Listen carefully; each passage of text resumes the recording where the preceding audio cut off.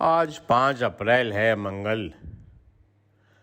پاکستان کی گزشتہ دنوں کی سیاست دیکھ کر اور خاص طور پہ کل سپریم کورٹ کی دوسرے دن کی کارروائی دیکھ کے طبیعت اتنی مزمحل ہو گئی تھی کہ رات جلدی سو گیا۔ خواب میں دیکھا کہ ذل الہی کی تمام ہدایات کے باوجود گستاخی کرتے ہوئے میں نے ان کو فون کر دیا۔ بریگیڈیئر صاحب نے بھی کمال عنایت کے ساتھ میری لائن ملا دی۔ بڑے لوگوں کی باتیں بڑی ہوتی ہیں۔ میری اس گستاخی کے باوجود ذل الہی کمال شفقت سے بولے کہ دادا مجھے پتہ ہے آپ بہت پریشان ہوں گے۔ میں نے کہا حضور مجھے پتہ ہے میں نے گستاخی کی ہے، آپ نے منع کیا تھا فون کرنے سے، لیکن 2 ماہ ہونے کو آ رہے ہیں، طبیعت انتہائی بے چین ہے، دل کمزور ہو چکا ہے اور ایسی آفات تھیں برداشت نہیں کر پاتا۔ خوف یہ ہے کہ پوری یہ جمہوریت، سیاست اور عدلیہ کی عمارت زمیں بوس نہ ہو جائے۔ کل کی کارروائیاں سپریم کورٹ کی دیکھ کے دل بہت پریشان ہے۔ کہنے لگے دادا پریشان نہ ہو، یہ عمارت کرپٹ سیاستدانوں پہ اور عدلیہ پہ نہیں کھڑی ہوئی بلکہ ہمارے ناتواں کندھوں پہ ہے، جب تک ہوگا سنبھالیں گے اس کو۔ میں نے کہا ذل الہی برا نہیں مانیے گا، لیکن اس مرتبہ آپ نے بھی بہت سی قلابازیاں کھائی ہیں۔ کبھی آپ کپتان کو قدموں میں بٹھاتے ہیں، کبھی سر پہ چڑھاتے ہیں۔ کہنے لگے دادا آپ کی بات صحیح ہے، لیکن کپتان ہمارے لیے ایک لائبلٹی بن گیا ہے، کیا کریں؟ پرفارمنس اس کی کچھ ہے نہیں، کارپوریٹ کلچر کو وہ سمجھتا نہیں ہے۔ DGISI کے معاملے میں اس نے ہم کو بہت پریشان کیا۔ پھر اس بات پہ تلا ہوا تھا کہ فیض کے آرمی چیف بنانے کے لیے اعلان کر دے، ہم کیا کریں؟ وہی غلطی کرنے جا رہا تھا جو بڑے گنجے نے کی تھی۔ ہم نے ہمیشہ سیاستدانوں سے کہا ہے کہ ہمارے انٹرنل پروسیس کے اندر دخل اندازی نہیں کیا کریں۔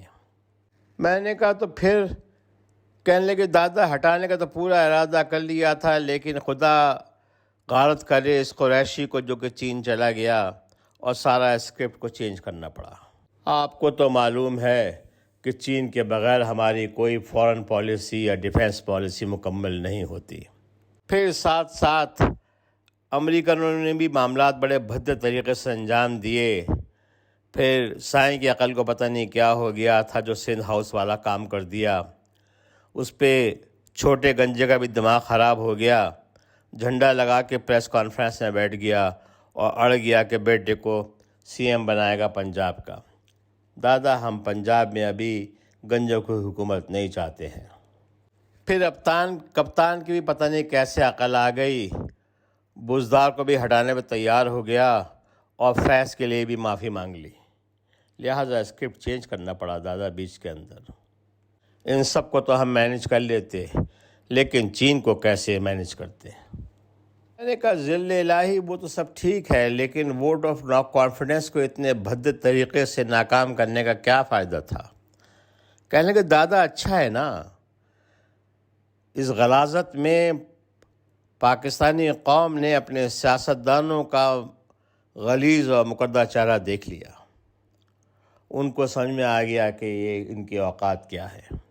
ہماری تو پلاننگ یہ تھی کہ کپتان کو ہٹا کے بھانمتی کا کنبہ لا کے اسلام آباد میں بٹھا دیں گے اور سائیں اور گنجے روز ایک دوسرے پہ جوتم پیزار کریں گے اور اس میں ہمیں موقع مل جائے گا سسٹم کو بدلنے کا۔ ایک مرتبہ پھر ہم صدارتی نظام کو لے آئیں گے، اس کے بعد دیکھیں گے کہ کس کو بٹھانا ہے لانگ ٹرم کے لیے۔ ارادہ تو ہمارا ابھی بھی یہی ہے، لیکن چین کی وجہ سے ہمیں کپتان کو برداشت کرنا پڑے گا۔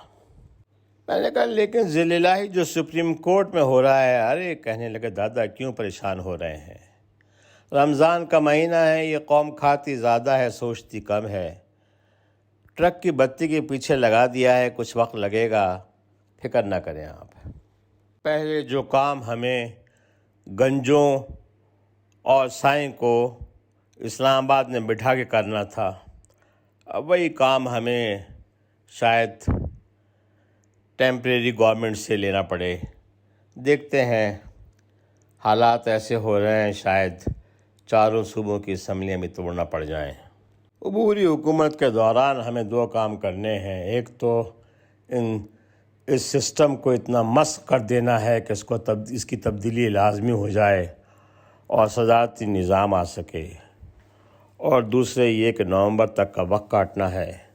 کیا کریں؟ میں نے کہا ذل الہی آگے کیا سوچا ہے؟ کہنے لگے دادا کچھ نہیں، پہلے سسٹم کو تبدیل تو کر لیں، اس کے بعد سوچیں گے، کیونکہ آدمی وہ چننا پڑتا ہے جو سسٹم میں فٹ بیٹھے۔